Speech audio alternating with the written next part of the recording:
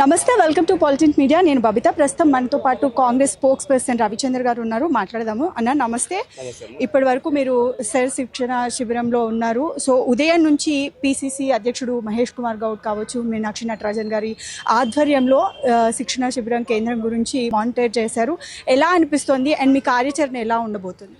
అంటే అమ్మ ఇక్కడ ఇప్పుడు తెలంగాణ ప్రదేశ్ కాంగ్రెస్ కమిటీ ఆధ్వర్యంలో ఏఐసిసి నుంచి వచ్చి ట్రైనర్స్ అక్కడి నుంచి వచ్చిన తర్వాత ఇక్కడ ఎవరైతే సెలెక్ట్ అయినారో అంటే టీఓటీలుగా సెలెక్ట్ అయిన వాళ్ళకి ఈరోజు ఉదయం 10:30 నుంచి 2 గంటల మధ్య కాలంలో వాళ్ళకు ట్రైనింగ్ ఇచ్చారు. అయితే ఏంటంటే ఇప్పుడు కేంద్ర ప్రభుత్వం అవలంబిస్తున్నటువంటి ఏదైతే సర్ అనే దాని మీద గత ఏపీ తెలంగాణ కాకుండా ఇంకా 13 రాష్ట్రాలు 3 కేంద్ర పాలిత ప్రాంతాలకు సంబంధించినటువంటి స్టార్ట్ అవబోతుంది ఈ జూన్లో. దానికి సంబంధించి మనం గ్రౌండ్ లెవెల్ వెళ్ళిన తర్వాత నియోజకవర్గాల వారీగా మనకున్నటువంటి బూత్ లెవెల్ ఆఫీసర్స్ తోటి బిఎల్ఏ ఏజెంట్లతో కలుపుకొని కలిసి చేసే పనిని అంటే ఏ రకంగా చేయాలి, అక్కడ ఉన్నటువంటి ఓట్ల సవరణ ఎలాగుంటుంది, కొత్త ఓటర్ని ఎలా చేయగలుగుతాము, లేదంటే కొందరు చనిపోయిన వాళ్ళ ఓట్లు ఉంటాయి వాళ్ళు ఎట్లా తీసేయగలుగుతాము, ఒకవేళ అటు ఇటు కాకుండా కొందరు మైగ్రేట్గా ఉంటారు వాళ్ళ ఓట్లను ఏం చేయగలుగుతాం అనే దాని మీద మాకు పూర్తిగా వాళ్ళ దిశానిర్దేశం చేయడం జరిగింది. మేము అంటే ఈ జూన్ 1 నుంచి 2 మనకు తెలంగాణ రాష్ట్ర ఆవిర్భావ దినోత్సవం ఉంది కాబట్టి జూన్ 3 నుంచి మేము గ్రౌండ్ స్థాయికి వెళ్ళి అక్కడ ఉన్నటువంటి ఒక నియోజకవర్గానికి సంబంధించినటువంటి బిఎల్ఏలు అంటే సుమారు 270 నుంచి 300 పైచులకు ఉండే బిఎల్ఏలకు మేము ఇక్కడ తీసుకున్న ట్రైనింగ్ తోటి వాళ్ళకి ట్రైనింగ్ చేయడం జరుగుతుంది. అయితే రాష్ట్ర వ్యాప్తంగా 30,000కు పైగా బిఎల్ఏలు ఉన్నారు కాబట్టి ఈ రాష్ట్రానికి సంబంధించిన మొత్తం 30,000కు ట్రైనింగ్ ఇచ్చే విధంగా ఇక్కడ కార్యాచరణ సిద్ధం చేయడం జరిగింది. దాన్ని దృష్టిలో పెట్టుకొని మేము కింది స్థాయిలో ఎలాగైతే దీన్ని మన జనాలకు తీసుకెళ్ళాలి, ఏ ఒక్క ఓటరు కూడా నష్టపోకుండా తెలంగాణ రాష్ట్రంలో ఉన్న ఓటర్ అంటే బయట రాష్ట్రంలో ఉన్నప్పటికీ ఇంకా వేరే దేశంలో ఉన్నప్పటికీ లేకపోతే వివిధ వాళ్ళు ఉన్న స్థిరంగా ఉన్నటువంటి స్థలం నుంచి ఇంకో ప్లేస్కి పోయినప్పుడు కూడా కొన్ని షిఫ్టింగ్ ఓట్స్ ఉంటాయి, కొన్ని డిలేట్ ఓట్స్ ఉంటాయి. ఇవి అన్నింటిని ఎట్లా చేయాలనేది మాకు దిశానిర్దేశం చేయడం జరిగింది. దీన్ని చూసుకొని మేము ఏ ఒక్క ఓటర్కి కూడా అన్యాయం జరగకుండా దీనిపైన మేము సమగ్రంగా దీనిపై పనిచేసి వాళ్ళకి న్యాయం జరిగే విధంగా మేము పనిచేస్తాం. ఓకే అయితే ఒకవైపు బీఆర్ఎస్ నుంచి చూసుకుంటే హరీష్ రావు కావచ్చు, మళ్ళీ బీజేపీ నుంచి చూసుకుంటే మిగిలిన చాలామంది నాయకులు చాలా అలిగేషన్స్ అంటే ఇప్పుడు ధాన్యం గురించి కావచ్చు లేదా ఫార్మాసిటీ ఫ్యూచర్ సిటీ గురించి కావచ్చు చాలా అలిగేషన్స్ చేస్తున్నారు. దాన్ని ఎలా తిప్పి కొడతారు అంటే పూర్తి స్థాయిగా ఎలా దీన్ని ఇచ్చేస్తారు అని అంటే ఏం చెప్తారు? అంటే ఇప్పుడు వాళ్ళ ఆరోపణలలో నిజాలు వాళ్ళు తెలుసుకోవాలి. ఫస్ట్ వారు మాట్లాడేది నిజముందా అబద్ధం ఉందా, అసలు వడ్ల కొనుగోలు ఏం జరుగుతుంది, ఎంతవరకు కొనుగోలు చేశారు అంటే గత సంవత్సరానికి సంబంధించి ఈ సంవత్సరానికి ఈ టైం వరకు ఎంత ఎక్కువ కొనుగోలు ప్రొక్యూర్మెంట్ చేసిన విషయాన్ని రాష్ట్ర ప్రభుత్వం ఎప్పటికప్పుడు రిలీజ్ చేస్తుంది.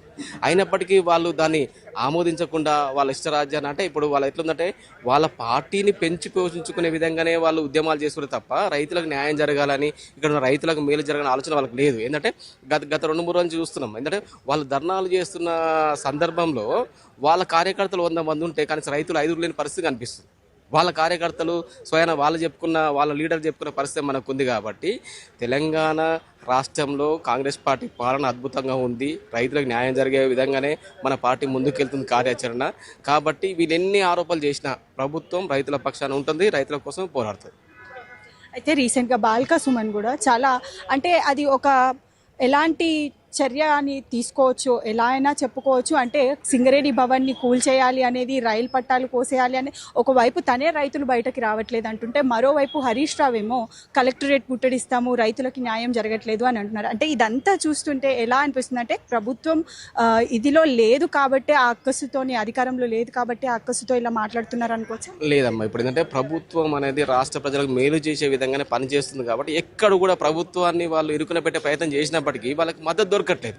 ఎందుకు మద్దతు దొరకట్లేదు అంటే ప్రభుత్వం ప్రజల వైపు నడుస్తున్నప్పుడు ప్రజలు ప్రభుత్వానికి అనుసంధానంగా పనిచేస్తున్నప్పుడు వాళ్ళ పార్టీని పెంచుకొని వాళ్ళ వ్యక్తిగత ఇమేజ్ పెంచుకోవడానికి వాళ్ళు ఏంటంటే చివరికి అంటే మనం ఎన్ని ఉద్యమాలు చేసినా ప్రజలు మనల్ని ముందుకు తీసుకునే ప్రయత్నం లేదు కాబట్టి మనం విధ్వంసాలు సృష్టించి రాష్ట్రాన్ని అల్లకొల్లం చేయాలి, దానిపైన కేసులు పెట్టేసి కేసులు పెట్టని చెప్పేసి రోడ్ల మీదకి వచ్చి ధర్నాలు చేయాలి. అంటే ఇప్పుడు నువ్వు ఒక ఎంపీగా పనిచేసినావు, ఒక ఎమ్మెల్యేగా పనిచేసినావు, ఒక విప్గా పనిచేసినావు, ఇన్ని పనిచేసిన వ్యక్తివి నువ్వు ఈ రోజు ఇంత కుట్రపూరితంగా నువ్వు మీ యొక్క క్యాడర్ని ఉసుగొలుపుతున్నట్టు అర్థమైంది. ఎందుకంటే ఒక 2.5 సంవత్సరాల కాలమే కదా తెలంగాణ రాష్ట్రంలో రేవంత్ రెడ్డి గారి పాలన వచ్చింది. మీరు 10 ఏళ్ళు మీరు పాలించారు కదా. మీరు 10 ఏళ్ళు పాలించినప్పుడు మేము కాంగ్రెస్ పార్టీ కానీ రాష్ట్ర ప్రజలు ఓపిక ఉన్నారు.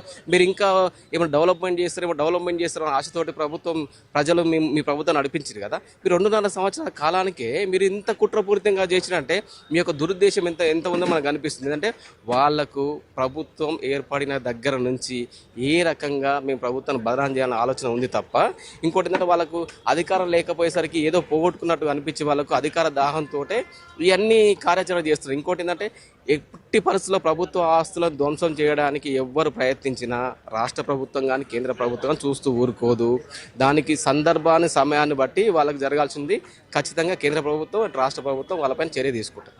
అయితే ఈసారి ఖచ్చితంగా అటు బీఆర్ఎస్ మేమే పాలనలోకి వస్తాము అని అటు బీఆర్ఎస్ చెప్తుంది, ఇటు బీజేపీ కూడా నెక్స్ట్ మేమే గవర్నమెంట్ ఫామ్ చేస్తామని అంటుంది. దానికి మీరేం చెప్తారు ఫైనల్? ఇప్పుడు బీఆర్ఎస్ పార్టీ అనేది గత 10 సంవత్సరాలు చేసినప్పుడు వాళ్ళ అభివృద్ధి కరెక్ట్ ఉంటే ఈసారి ప్రజలు మా వైపు మద్దతు తెలిపే వాళ్ళు గారు. నువ్వు 10 సంవత్సరాలు ఏం చేయకుండా ఇంట్లో కూర్చొని నువ్వు ఇంట్లో చేసిన పాలన నీ కుటుంబము నీ చుట్టూన్నటువంటి నాయకులే బాగుపడ్డ కానీ రాష్ట్ర ప్రజలు ఎక్కడ కూడా బాగుపడ్డ సందర్భం మనకు కనిపిస్తలేదు. గతంలో వాళ్ళు ఇందిరమ్మ ఇల్లు ఇచ్చిరా, కొత్త రేషన్ కార్డు ఇచ్చిరా, కొత్త పెన్షన్లు ఇచ్చిరా, ఇవన్నీ ఏమీ లేదు కదా.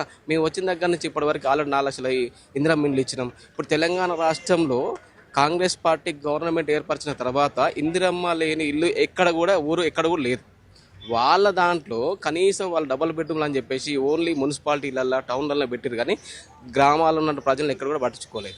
ఇప్పుడు మేము కొత్తగా ఇంకో నిదానంతో ఏమొస్తున్నాం, ఇప్పుడు June 2 నుంచి మేము కొత్త ఇందిరమ్మ ఇల్లు ఇస్తున్నాం కాబట్టి రాష్ట్రంలో గుడిసె లేని విధంగా మేము ఇందిరమ్మ ఇల్లు ఇవ్వాలని రాష్ట్ర ప్రభుత్వం సీఎం రేవంత్ రెడ్డి గారు పూనుకున్నారు. కాబట్టి ఇవన్నీ చూసిన తర్వాత వాళ్ళకి ఏమనిపిస్తుంటే ఇప్పుడు ఈ రకంగా ఈ అభివృద్ధి చెందుతుంది కదా తెలంగాణ, ఇంకా 5 సంవత్సరాలకి ఇక మాకు ఎట్టి పరిస్థితుల్లో మాకు అధికారం రాదు, మా బీఆర్ఎస్ పార్టీని ఎవరు ఆదరించారనే ఒక భయంతో ఈ రకమైన ఆరోపణలు చేస్తున్నారు. కేంద్ర ప్రభుత్వం దృష్టికి వచ్చేసరికి ఈ రోజు రాష్ట్రంలో కానీ దేశంలో కానీ సామాన్య ప్రజలు బతికే పరిస్థితి లేదు.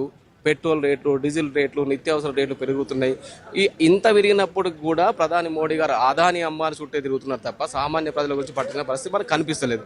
కాబట్టి వీళ్ళు డబుల్ ఇంజన్ సర్కార్ అని చెప్పుకున్న బీజేపీ నాయకులు చెప్పుకోవడం వరకే పరిమితం అవుతాయి కానీ తెలంగాణ రాష్ట్రంలో తెలంగాణ ఇచ్చిన కాంగ్రెస్ పార్టీగా 10 సంవత్సరాల కాలం తెలంగాణను పరిపాలించేది కాంగ్రెస్ పార్టీ ప్రభుత్వమే, రేవంత్ రెడ్డి గారి ప్రభుత్వం.